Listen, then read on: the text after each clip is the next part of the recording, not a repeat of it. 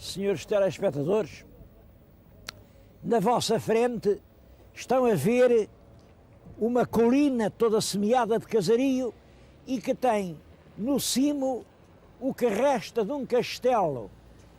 O castelo não se vê bem porque ele é pardo, é da cor do xisto de que está construído. Bom, mas apesar disso, o nome é Castelo Branco.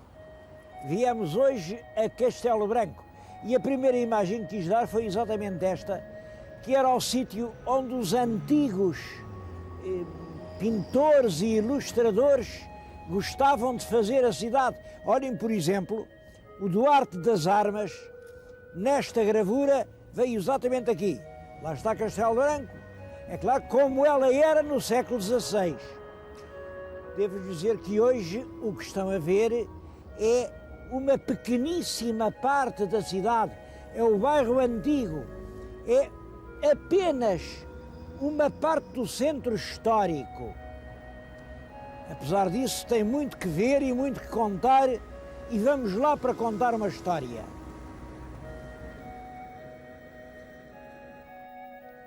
Mas antes de contar a história, eu gostava de colocar uma pergunta. Por que será que este castelo, como veem, chamaram Branco? Branco porquê? Isto atualmente é granito, mas é um granito já das reconstruções dos monumentos nacionais, porque o primeiro castelo que os templários fizeram aqui era certamente com a pedra local. Isto é xisto. Ainda hoje há vestígios que veem que isto era, enfim, uma muralha de xisto. Branco porquê? Isso tem preocupado muita gente. Há teorias muito interessantes. Dizem que aí longe ficava um castro romano a que chamavam Castra Leuca. Ora, Leuca é uma palavra que vem do grego. Olha, é daí que vem leucócitos, por exemplo, leucocitários. Leuca queria dizer branco. E havia uma Castra Leuca. Os templários deviam saber imenso latim e puseram o nome de Castra Leuca para Castelo Branco. Eu acho que isto não tem pés nem cabeça. Ainda menos sentido tem uma coisa que li há pouco tempo, que foi, se calhar nevou, caiu um grande nevão, isto ficou muito branquinho, lá está, Castelo Branco. Também não. Olha, eu acho que quando a gente não sabe, o melhor é dizer que não sabe. Não sabemos porque é que este castelo chamaram Castelo Branco. É claro, com senso comum podemos pensar isso. É que se calhar, ele era branco. É que estas torres viam-se de um horizonte vastíssimo, viam-se ao longe, mas como eram da cor da própria serra, mal se divisavam. E não é nada impossível que os próprios templários que o construíram, para o tornar uma referência mais evidente na longura, o tenham branqueado. Com uma carrada de cal eles podiam fazer isso. E reparem, se lhe chamavam Castelo Branco, é possível que fosse por ele ser branco. Por ele ser preto, é que não lhe chamavam branco com certeza. Ou vermelho, ou azul, ou laranja, isso não. Há fortes razões para pensar que o castelo já foi branco. Claro, isto é uma pura hipótese. Mas vamos à tal história que eu lhes queria contar.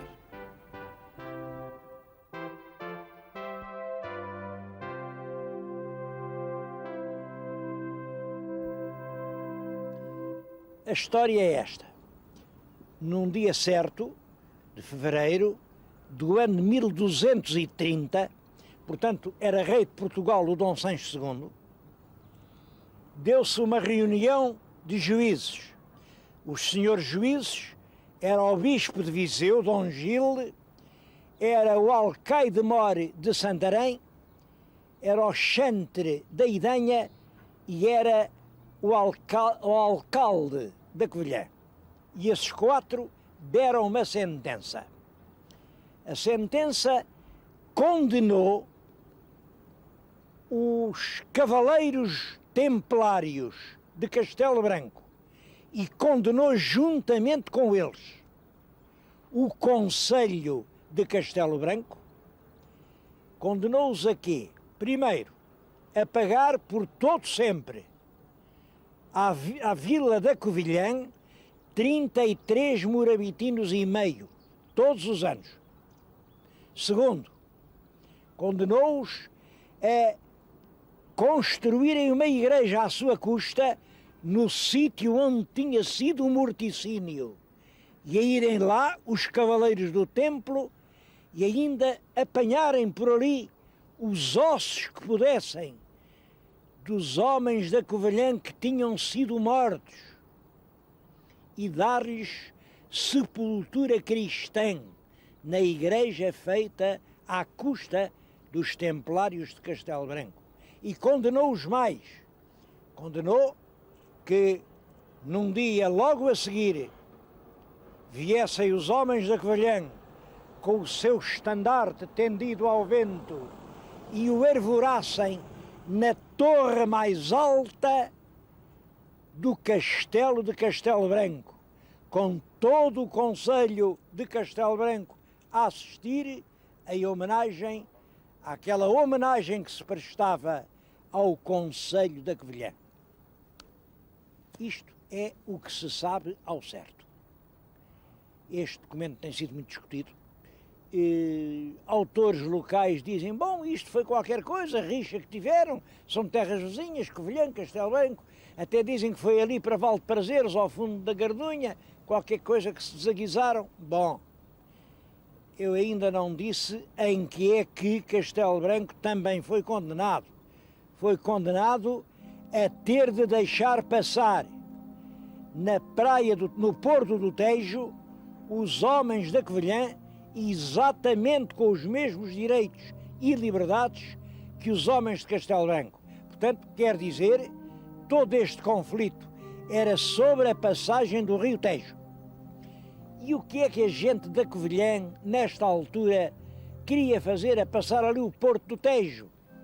Bom, é simples.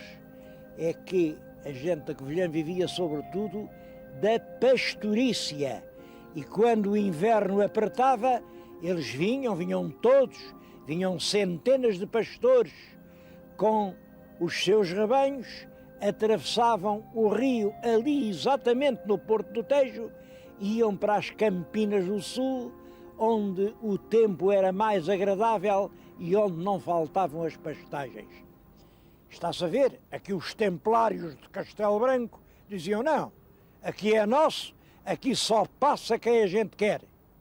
E, portanto, caem sobre os pastores da Covilhã e mataram-nos. Mataram-nos, deve ter sido uma chacina tão grande que, como veem, a sentença manda construir uma igreja para recolher os cadáveres. Hoje, esta história está completamente esquecida. Estará assim tão completamente esquecida? Eu acho que quando uma pancada é muito grande, deixa no corpo uma nódoa negra, e a nódoa negra ainda existe. É fortemente provável que essa tragédia de há 800 anos tenha deixado uma sombra nas relações entre a Covilhã e Castelo Branco. Toda a gente sabe que o tempo passou, mas continuam a ser cidades rivais. Havia agora uma boa maneira, uma boa oportunidade de acabar essa história. Isto agora já é só história lá dos fins da Idade Média. Vocês sabem que ninguém sabe onde foi a chacina, ninguém sabe onde está a igreja, ninguém sabe onde enterraram os mortos. Isso nunca ninguém foi estudado. Aí está um bonito desafio. Os investigadores da Covilhã que os têm e bons. Os investigadores de Castelo Branco que os têm e competentes. Todos à compita para descobrirem onde se deu esse sangrento drama entre os cavaleiros do Templo de Castelo Branco e os pacíficos pastores da Serra da Estrela da Covilhã, porque a Igreja, ela pode estar muito transformada, mas pelo menos os alicerces são de lá estar. Se procurarem bem, ainda são de encontrar os ossos, os despojos tristes dessa batalha. Aí sim, nesse sítio podia-se estabelecer, recordar esse. Até é possível que haja vestígios, porque além, vem ao longe ali, naquela linha do horizonte, aquilo fica no sentido do Tejo. Ora bem, fica ali uma terra chamada Bem-Crenças. Bem-Crenças. Por sinal, fica na estrada da praia do Tejo. Fica na estrada exatamente onde se passa o Tejo. Há aí uma outra terra que se chama Fratel. Fratel é muito possível que venha do italiano Fratellos, que é o frade da Ordem de São Francisco. Mas isto são puras hipóteses.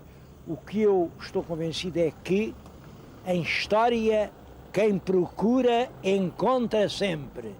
E valia a pena procurar os vestígios desse drama que ensanguentou a memória da Beira Baixa há já tantos anos.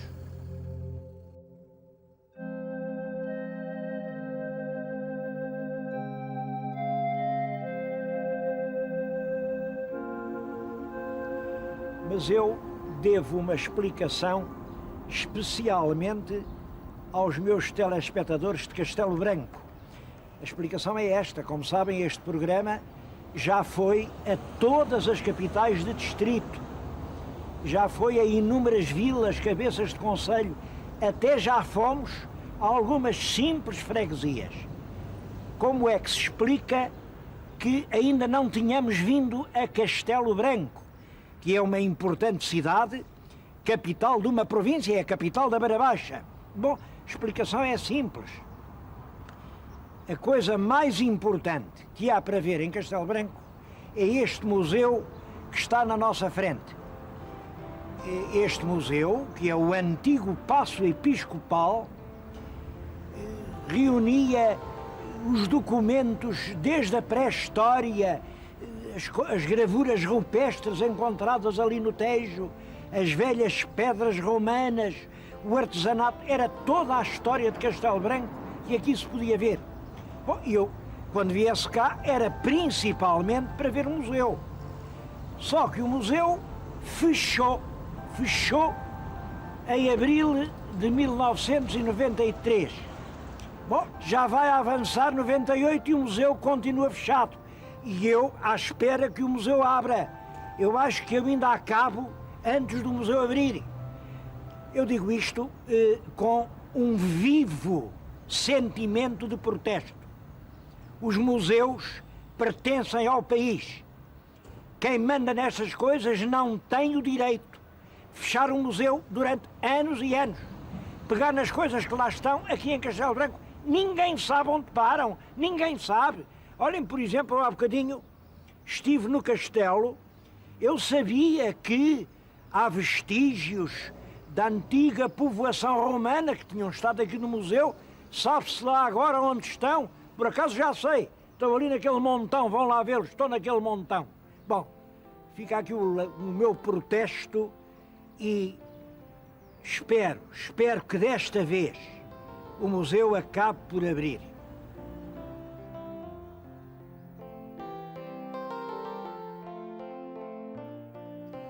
Este Palácio dos Bispos de Castelo Branco tem uma história curiosa. É que foi feito muito antes de haver bispo em Castelo Branco. O bispo era da Guarda. Bem, mas todos sabem que a Guarda tem neve, tem vento, é fria, e os bispos, quando iam a caminho da Guarda, chegavam aqui, encantavam-se com esta região, que realmente tem muita atração. É preciso vir cá para perceber isto. Até que ponto isto agarra as pessoas.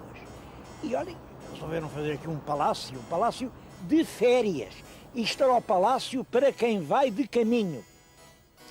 O palácio foi crescendo, ao palácio juntou-se um belíssimo jardim. é um jardim cheio de estátuas. Que estátuas são estas? Vocês estão a vê-las? Bom, tem todos os reis de Portugal, tem os apóstolos, tem os doutores da Igreja, tem os signos do zodíaco, tem as 4 partes do mundo, olhem, tem os anjos que nos guardam, tem até o nosso destino, a morte e o juízo, e depois de julgados, o inferno, o paraíso. E tudo isto é um conjunto de quase uma centena de estátuas de granito. Tudo isto chegou até hoje. Pode-se dizer que está em mau estado. O musgo e os líquenes estão a dar cabo delas, precisam de uma reparação cuidadosa, especializada e urgente, mas por enquanto estão completas. É dos poucos casos em que ninguém roubou nada. E é curioso, cá fora do museu ninguém roubou coisa nenhuma. Quem nos dera poder dizer que lá dentro aconteceu a mesma coisa.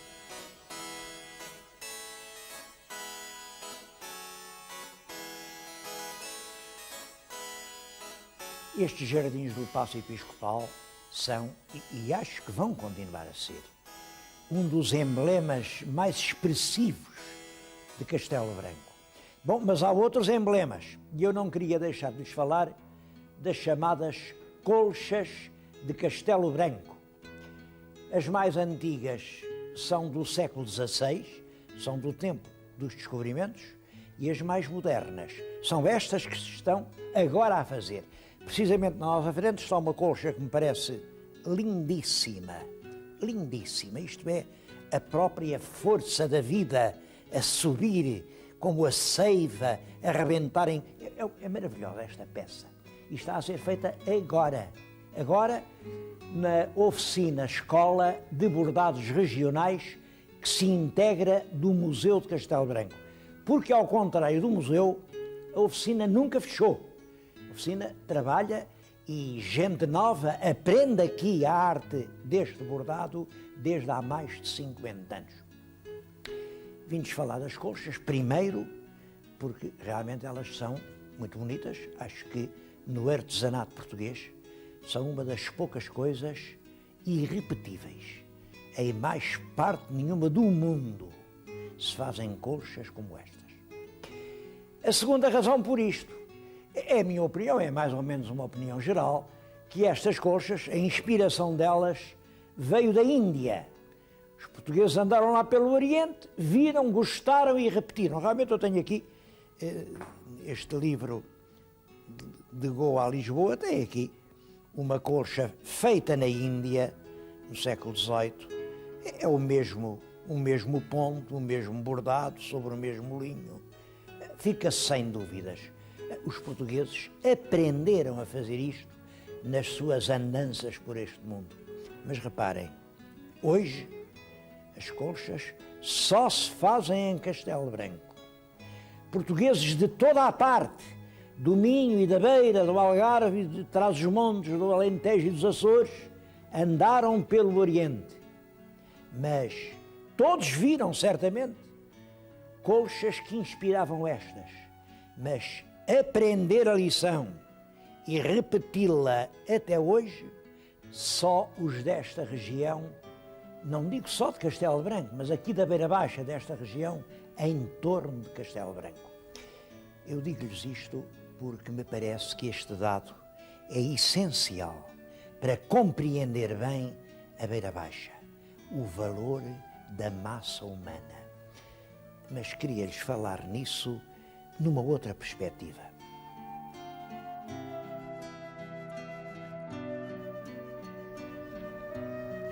E para isso vim à Praça Velha. Eu estou agora a falar-lhes no balcão da antiga Câmara Municipal. Isto é do século XVI. E hoje está cá a biblioteca, o que me permite mostrar-lhes algumas obras de gente de Castelo Branco. Vou começar por estas. São livros, imaginem, são livros do século XVI. Este é impresso em Itália, é no tempo de Camões, 1568. São as famosas Dioscúrides do Amato Lusitano. O Amato Lusitano era um grande médico daqui, como era judeu, foi obrigado a sair de Portugal, foi famoso no estrangeiro, por lá publicou os seus livros e é um dos muitos judeus obrigados a sair do seu país.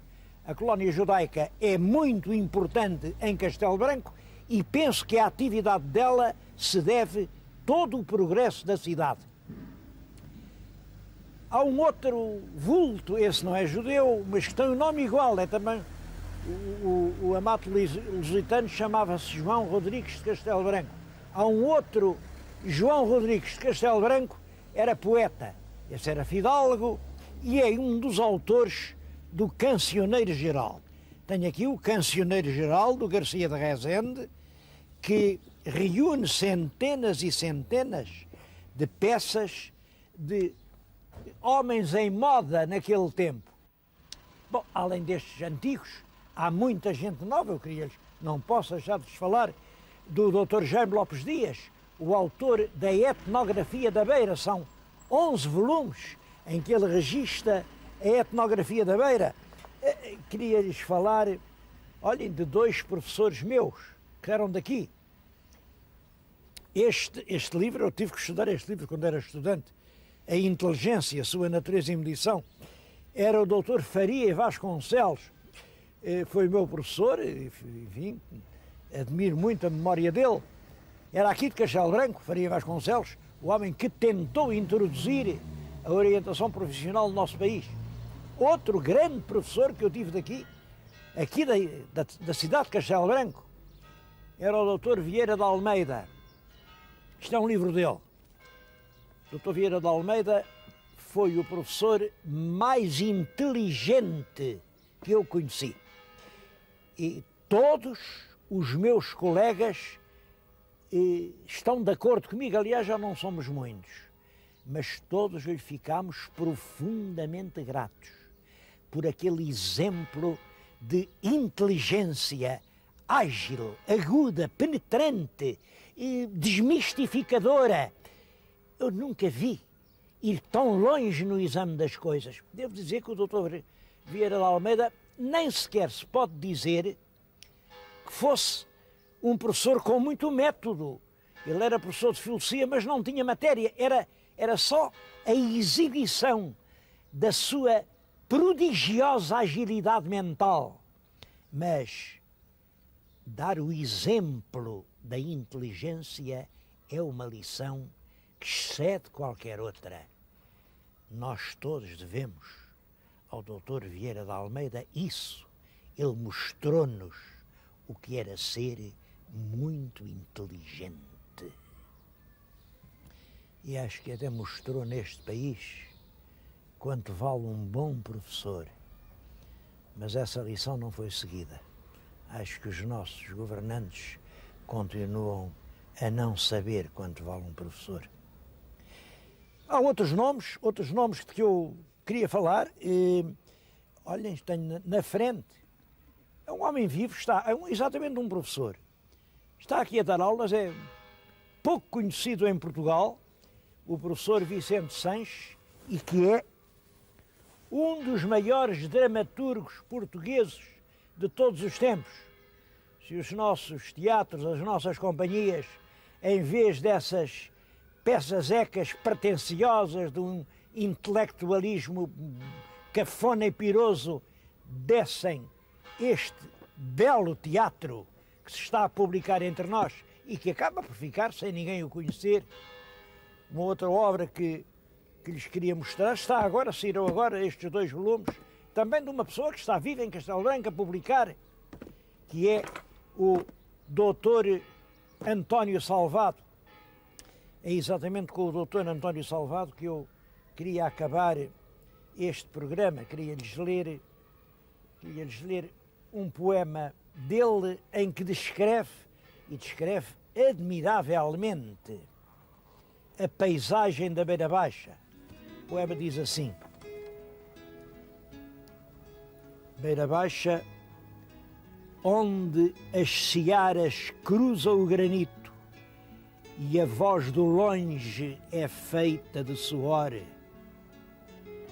A suave beleza solitária das oliveiras raras numa encosta, a estranha consolação das giestas tão floridas em campos desolados, e o verde esperança, filho da sem esperança. Bem, eu acho que com gente assim, não duvido que esta cidade é uma das cidades que têm futuro. Eu acho que Castelo Branco nasceu já do comércio. Há aqui uma lenda antiga de a Senhora de Mércoles. Mércoles é uma palavra que vem de Mercúrio. Mercúrio era aquela divindade que tinha asas nos pés, era o deus do comércio. E uma terra que faz um templo ao deus do comércio era uma terra de comerciantes. Isso é continuado na Idade Média pelos judeus. Bom, e é com verdadeiro prazer que ela ainda hoje se visita. Eu qualquer dia volto cá. Vamos fazer um fim de semana na neve e vamos ver como para ir à neve o melhor é passar por Castelo Branco.